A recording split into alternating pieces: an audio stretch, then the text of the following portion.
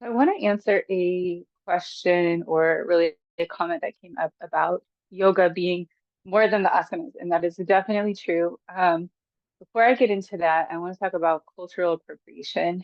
And so, cultural appropriation is, when something from one culture is used by another inappropriately or in a way that objectifies or um, suppresses or oppresses the original culture. And excuse me, yoga in the Western world has been culturally appropriated in very specific ways, in that it's often expressed or taught as just a physical practice. And that is absolutely not what yoga is. It is a part of yoga, the physical practice, but it is just a small part of what yoga actually is. And this is taught, and a lot of people, when I teach classes, especially beginners classes, a lot of people will come and say, well, they've never even really heard that yoga is anything more than just the what's called the asanas or the yoga poses. The physical yoga, they think of it as an exercise system, and this idea is perpetuated, and this is cultural appropriation. And the opposite of that would be cultural appreciation, where it is taught in a proper context with a proper background and understanding and so on, with respect to the culture that it originates from. So I am not from the culture where yoga comes from. It comes from what is now India, and I don't have any, ties to that in my ancestry, except for, maybe far back we all are tied together in some way, right? But I don't have any background from um, and so before I talk about what yoga is, then I'll talk a little bit about my qualifications to actually teach yoga, not being from that culture. So I started doing yoga as a physical practice in the beginning, many, many years ago. And that's all I was exposed to. That's all that was available to me. But then I started to want to know more about the practice. And I ended up living in a yoga ashram. And I lived in that yoga ashram for 14 years. And I studied with a guru. So traditionally, yoga is taught directly from a guru. I studied with a guru for 14 years, and not just studied in classes, which I did as well. And this includes all the parts of yoga, not just the physical, but also as part of my lifestyle. So my guru was present there, living there, and helping me to understand and live a lifestyle that is compatible with the yoga teachings, 24 hours a day. And we did many things like taking trips to different places, experiential, study like meditation, mantras, doing Agnihotra, which is a fire ceremony, so all sorts of things. And I've been teaching yoga for like 20 years. So originally I did just teach the physical part, and then I learned the rest, and I learned to incorporate it. So what is yoga? Um, it is a system of self-realization. And that means realizing who we really are. Who we really are is not this physical body. It's not even our mind. It is a spirit, pure spirit that at its core is one with everything and everyone else. And so self-realization is becoming fully consciously aware of that aspect of our being, or the in totality, the full aspect of our being. So people do a lot of years and years of practice in order to, it's not really something that is to be intellectually understood, because it goes beyond the mind. So you can't understand something that's beyond the mind with the mind. You have to experience it. Um, and there's 8 limbs, or you could think of it as like 8 steps on a ladder. There's 8 limbs to yoga. And the beautiful thing about yoga is you can practice any of these 8 limbs. You can enter it at any level of development. It is something that is a very, very vast field, but you can also study and do it in a really simple way. I'll start by talking about the 8 limbs. So the first limb is the yamas. The second limb is the niyamas. And the yamas and niyamas there's 5 of each, and they are rules or guidelines for how to live our life. Now, I have on my channel some individual videos going over each one of these more in depth. Um, so I'll just say that, and I'll link those videos below where you can watch about how to do each one of those. But don't overlook that because it is super important. Because, it's one thing, even if you think about physically, if you're like, say, posture, for example, if you're coming to yoga class and you're working on your posture, even once a day for 1 hour a day, there's still 23 other hours in the day. So what are you doing the rest of the time? If you're sitting at a computer and you're slouched down like this, you're not going to be really helping your posture, right? So same is true for how we live our life. And these rules they seem like moral guides. So for example, the first one is called ahimsa. It means non-harming.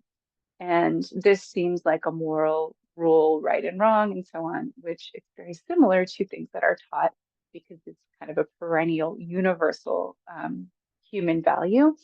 But in yoga, it's taught as this is something that gives you peace of mind because the goal of yoga is to calm the mind. So, calming of the operations of consciousness, which is our thoughts, emotions, feelings, calm the mind so that you can go beyond them. So, the yamas and niyamas give us peace of mind.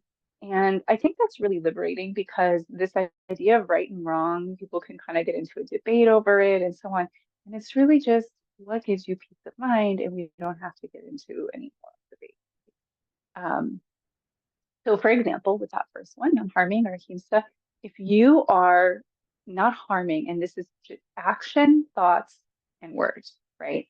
So it may be easy to not harm others with our actions, right? To not physically harm someone. I think that we all know that this is something we should avoid, right? But even going to the level of words and then to the level of thoughts. So that's a little harder, right? To have thoughts that don't harm anyone. But if you think about what that would do for a person if they're in a state where they don't have any thoughts that ever harm another person, it also benefits you personally because in order to have thoughts or even words or actions that harm another person, it has to come through you, right? And so the more that I'm judging another person or having harmful thoughts toward another person, those thoughts live through me, travel through me. And the more that I have thoughts that are not harming, that are loving, those travel. So just trying that out for a day or two and seeing how that plays out for you can just tell you how it works. And that's what I love about yoga. It's experiential. You don't have to believe it or not believe it. It's not, something to debate or whatever. It's something to try. And if you can just try it out, right? There's no harm in trying, not harming. If you can just try it out and see, you'll see for yourself the results. So that's the first limb of yoga. Again, as I said, there's 5 yamas, 5 niyamas, and I'll link my video series below about those 5 or those 10, right? And so then after those 2 limbs comes the asanas, the physical postures. And so that's the third limb of yoga. And the basic guideline for the asanas is really just to be able to sit comfortably because the highest of the steps or rungs of yoga are involved with meditation. So, in order to meditate, to calm our mind, to stop our mind, we have to have a comfortable, healthy body. So, that's why these physical postures are there. Now, I asked my guru one time because as I said, I came through like a Western approach to yoga and I had learned the physical postures first. And I really like them because they help me to feel good, not just physically, but mentally and emotionally as well. So I knew there was something more to it, but I didn't really understand it. And so I asked him, why is Western yoga so focused on the physical? And he said, well, and I'm using the term Western kind of loosely, but just to mean, for example, like the United States, like the modern world culture and so on. So he said, well, it's a very materialistic culture. It's focused on the physical, it's focused on the material. And so that's where you start. You meet people where they are at. So if we're not able to sit comfortably, we really can't meditate. So if we just start with meditation, but we're unable, our body is, in pain and discomfort, it's unwell, we're not going to be successful with meditation. So that's why there's so much focus on those physical postures. Now, that doesn't mean that we should leave the other part out, not at all, but we often need to do a lot of work on the physical side in order to be able to do the rest. And so that's why I have, most of my teaching does center around the physical, because that's what most of us need, right? So that's the third limb. The fourth limb is pranayama, breathing exercises. So pranayama actually doesn't literally mean breathing, it means control of prana or control of energy. So prana is energy, and we get that as humans, we get energy in different ways. The main way is breathing, because if we stop breathing, we're not going to live more than a few minutes. But we also get prana from water, from food. So we can go a little bit longer without water. We can go even longer without food. And sleep, we can go even longer without sleep. We also get prana from exercise. So those are our main sources of prana. But when we're doing pranayama in yoga, it's generally focused on breathing exercises. And very simple is the Sukha pranayama. I'll also link that below. That's the basic breathing exercise. And if you just learn that really well and master that, that's going to be what it's going to take you really far. There's a lot of other breathing exercises that have specific uses, that have specific applications. And again, I have many videos on my channel that go over how to do those, because I really like pranayama. I've found it extremely beneficial, healing, and useful for me and for my students. So that is the fourth limb of yoga. Now, those four limbs together are generally, in the classical yoga tradition, that is what is called hatha yoga. So there's a lot of misconception about this term too, because if you go, modern day to yoga studios, a lot of times they'll have a class that's called hatha yoga. And so people have started to think that hatha yoga means a particular kind of physical yoga, and that's really not a correct usage. I don't know why people use that term for that, but the correct usage for hatha yoga is actually those first four limbs. And so that would be the yamas and niyamas, the physical postures, the asanas, and then pranayama. So then after that, the fifth limb is pratyahara.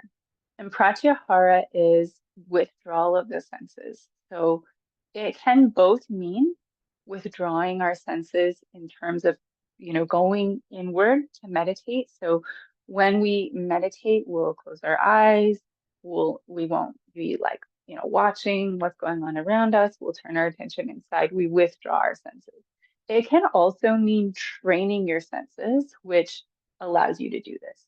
So training your senses is like not being like a slave to your senses. So there's an analogy of the senses being like five horses, right? We've got our five senses. And if you, the spirit that is you, is driving a chariot that is pulled by your five senses, right? But you don't have control over them, you're going to be in trouble, especially if they all want to go different ways.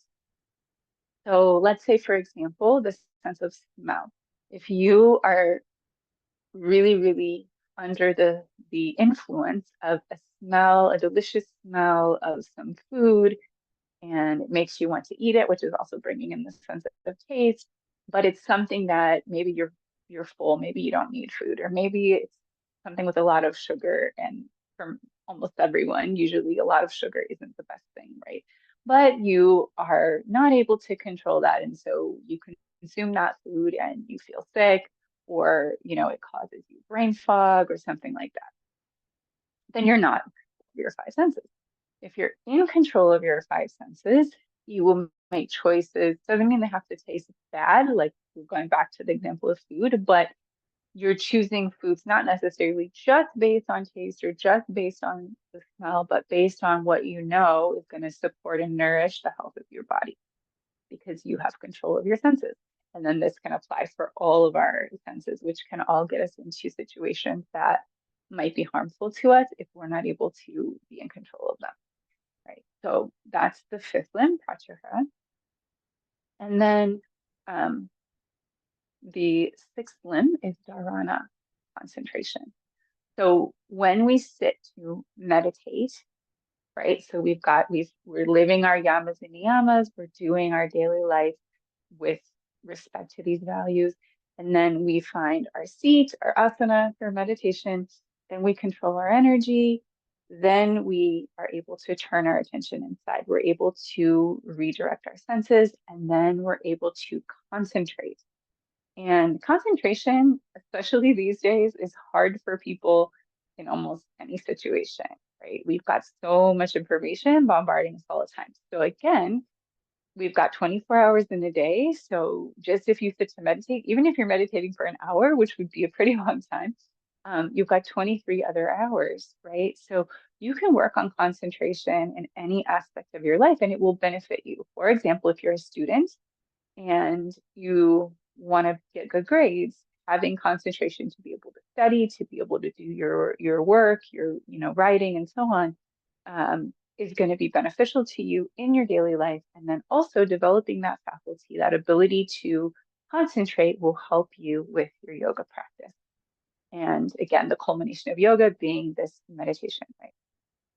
So that's concentration. And then after concentration comes dhyana, meditation. So meditation is when the thoughts of the mind actually stop. And for most people, when I ask them, have you ever been able to stop your thoughts? They're like, no, really never, right? But then if you think about it, so a lot of times people will say, well, there was a time when I saw something that really shocked me, and it could be something that's so beautiful that you're just amazed, right? Maybe it was like the birth of a child or a gorgeous sunset or something. And it can also be negative things, but things that are so, shocking to our senses, so overwhelming, so wonderful, or even so horrible that our mind just stops, right? So that's when this concentration can happen kind of on accident, but we can also cultivate the ability to do it. And it's said that when you concentrate for 12 minutes, so in yoga, it's very specific. When you're able to concentrate on one thing for 12 minutes, then your consciousness will come to a stop, and that is meditation. And then the last limb, the eighth limb of yoga, is what's called samadhi. And samadhi is, you can think of it as super consciousness. And it's very interesting because when Western psychologists and experts, so-called of the mind, started to study yoga, they didn't have a concept of super consciousness. They had a concept of subconscious, and they thought that that's what it was, but it's not. Super consciousness is different from subconsciousness. Subconsciousness is something we're not really aware of. It's a framework of consciousness that is beyond our everyday consciousness, but it's kind of below it, right? Subconscious. Whereas super consciousness is an extreme level of awareness where we are aware of not only our own mind, but we're aware of kind of this shared mind, this shared consciousness of everything in existence. And if you don't know what I'm talking about, if you can't relate to it, that's because you probably haven't experienced it.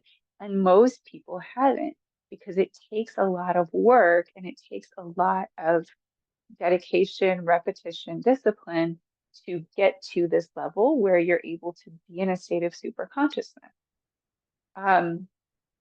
But it is attainable, and some people experience it just in meditation when they get to that level, right? So you've sustained concentration for 12 minutes, then you get to the level where the mind stops and you're doing meditation. And then when you sustain meditation, the mind has actually stopped for 12 minutes.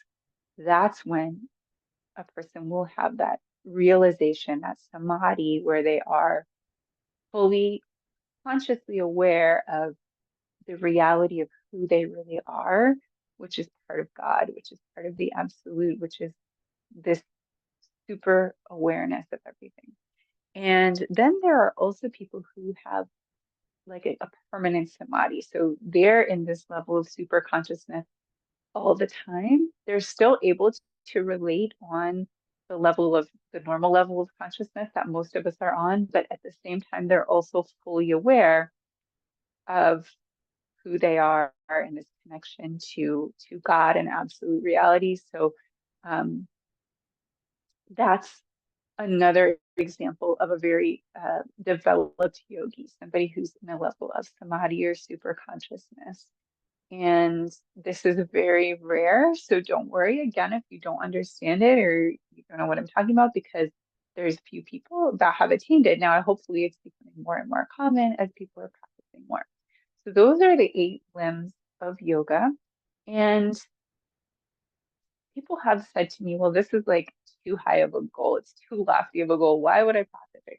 But it's not about, I mean, it is about reaching that goal at the end, but that doesn't mean that if you haven't reached that goal, you've failed or you're doing something wrong or there's no point. That's totally not true, because the practice itself and the experience of that practice helps us to develop as human beings. And you'll see there's other things that you value in your life that it can very much benefit.